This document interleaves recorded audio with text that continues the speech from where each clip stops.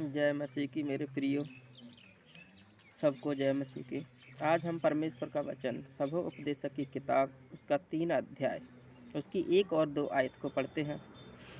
पहली आयत में लिखा कि हर एक काम का एक अवसर और प्रत्येक काम का जो आकाश के नीचे होता है एक समय होता है। दूसरी आयत में लिखा कि जन्म का समय और मरण का समय और बोने का समय और बोए हुए को काटने का भी समय होता है।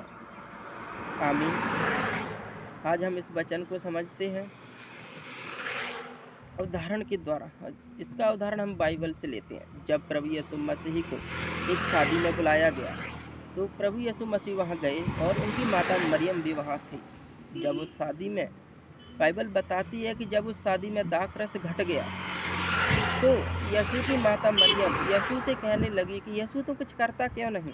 तो परमेश्वर ने कहा कि अभी मेरा टाइम नहीं आया है। इसका मतलब कि परमेश्वर के काम करने का एक अलग टाइम होता है। हम अपने हिसाब से सोचते तो हैं कि हमारा काम आज हो जाए, अभी हो जाए। और मरियम ने भी सोचा था कि मैं यीशु से कहूँगी और यीशु काम करेगा, क्योंकि उनकी माता थी। लेकिन परमेश्वर ने क्या कहा? मरियम ने कहा कि यीशु तो कुछ करता क्यों नहीं, लेकिन परमेश्वर ने क्या कहा कि अब मेरा अभी टाइम नहीं आया। जब परमेश्वर का टाइम आता है तो काम भी होता है। हमें सिर्फ विश्वास करने की ज़रूरत है, धीरज धरने की ज़रूरत है।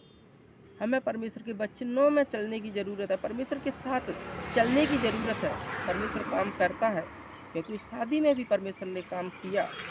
जब बाइबल बताती है कि जो दाखरस घट गया था उन मटकों में यीशु मसीह ने पानी भरवा दिया और उस पानी को परमेश्वर ने दाख रस बना दिया। ये यीशु मसीह का पहला प्रचार था, यानी कोई पहला चमत्कार था। और दूसरा उदाहरण हम अब्राहम का लेते हैं कि अब्राहम को परमेश्वर ने 100 वर्ष की आयु में एक बेटा दिया।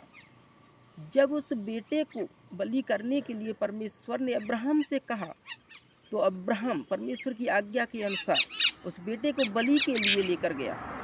अब्राहम के मन में कोई पाप नहीं आया, उसने कोई परमेश्वर को दोष नहीं लगाया कि परमेश्वर ने मुझे जो बेटा दिया वो मुझसे ले रहा है, परमेश्वर ने जो बेटा दिया वो मुझसे ले रहा है।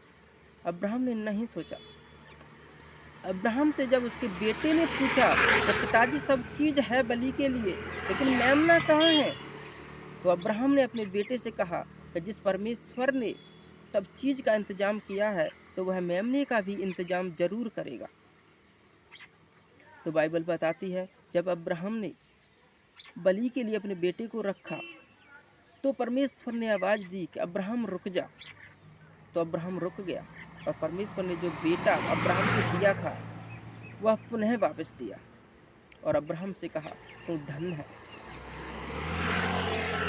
परमेश्वर के काम करने का एक टाइम अलग होता है। आज कई लोग भी ऐसा सोचते हैं कि हमारा एक काम खराब हो सकता है, लेकिन परमेश्वर कहता है कि नहीं, अब्राहम की तरह आप पाप मत डालो मन में। आपका काम जो मैंने तुम्हें दिया है वो मैं तुमसे नहीं लूँगा। अब्राहम को परमेश्वर ने जो बेटा दिया उससे नहीं लिया, उसे पुनः दिया।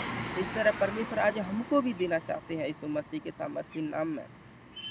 फिर हम तीसरा उदाहरण हम लाजर के बारे में देखते हैं। मेरे प्रियो, आपने लाजर के बारे में भी सुना होगा कि लाजर जब बीमार था, यीशु मसीह वहाँ नहीं थे, तो यीशु मसीह को संदेश भेजा गया कि लाजर बीमार है, कि लाजर मर गया है। तो परमेश्वर ने उस टाइम पर ये नहीं कहा कि अब टाइम नहीं है। परमेश्वर आए और 4 दिन के मरे हुए लाजर को जीवित किया।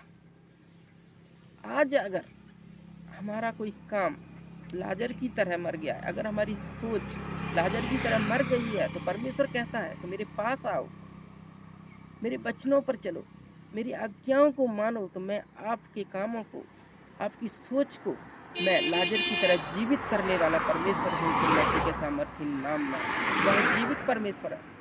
वह अपने तरीके से काम करता है। उसके काम करने का एक टाइम होता है। वो हमारे हिसाब से नहीं चलता। उसकी सोच मनुष्य जैसी नहीं है। वह एक जीवित परमेश्वर है। हालेलुया। जय मसीह की दोस्तों। आमीन। God bless you.